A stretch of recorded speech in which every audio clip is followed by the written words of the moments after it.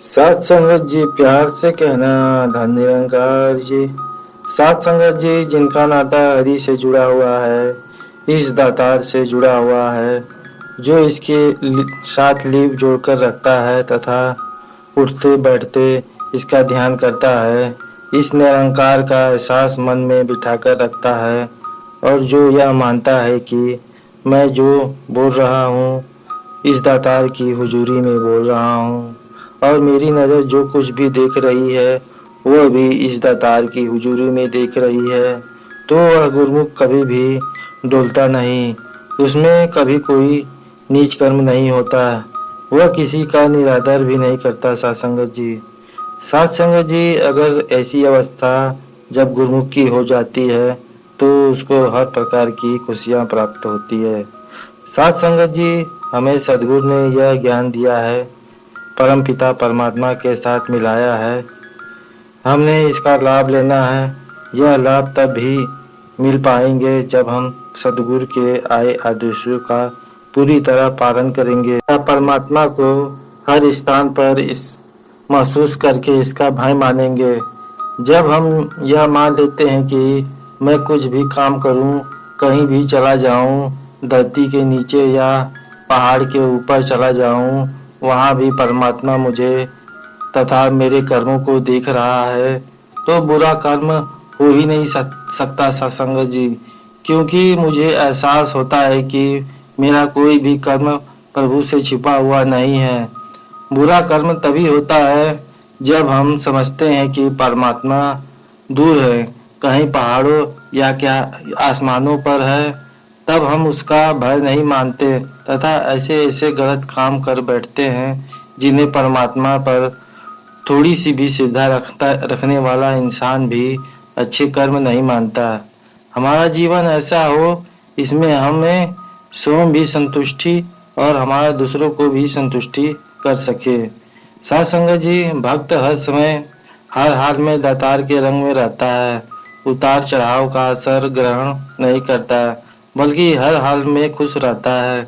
भक्त की समदृष्टि होती है, वह सबको एक नज़र से देखता है। भक्त के लिए माया की कोई महानता नहीं होती है, बल्कि सत्संगत जी भक्ति भावना की ही महानता होती है। भक्त के लिए संसार कुछ नहीं होता है, बल्कि निरंकार ही सब कुछ होता है। भक्त जानता है कि भले ही यह संसार भी निरंकार का ही बनाया हुआ है, लेकिन जब महानता का प्रश्न आता है तो भक्त महानता निरंकार प्रभु को ही देता है। साथ संगत जी, गुरुमुख महापुरुष इस सत्य को जानते हैं कि यह जो शरीर मिला है यह तो एक न एक दिन जाना ही है, सदैव किसी का शरीर नहीं रहता। पुरातन समय में भी जो भक्तजन संतजन हुए, उन्होंने इस संसार पर बहुत परोपकार किया, इंसानियत को अच्छे कर्म मार्ग दिखाया, लेकिन सत्संग जी शरीर उनके साथ भी नहीं रहे। कहने का भाव है सत्संग जी, महापुरुष हमेशा दिल में बसाकर रखते हैं कि इस शरीर की कोई महानता नहीं हुआ करती, महानता होती है इस जीवन की। जिस जीवन को दूसरों को महक मिले, निरंकार दातार पर अकीदा कायम रखने की प्रेरणा मिले, इसमें हर एक को दुख सुख में शरीर होने का जज्बा हो, उसी जीवन की महानता हुआ करती है। और जिस जीवन में खाली बोल हो, जो यह समझे कि मैं बहुत अच्छा बोल रहा हूँ, बड़ी अच्छी व्यवस्था कर लेता हूँ, जिस कारण मेरा यश हो रहा है, मेरी महिमा हो रही है, या मैं पूर्ण भक्त बन गया हूँ, तो उस जीवन की कोई मान्यता नहीं होती, क्योंकि वे बड़ाइयाँ, वह कला अथवा वे बोल ही उसके कुछ प्रदान नहीं कर पाते हैं। वास्तव में सत्संग जी मान्यता कर्म के साथ जुड़ी होती है।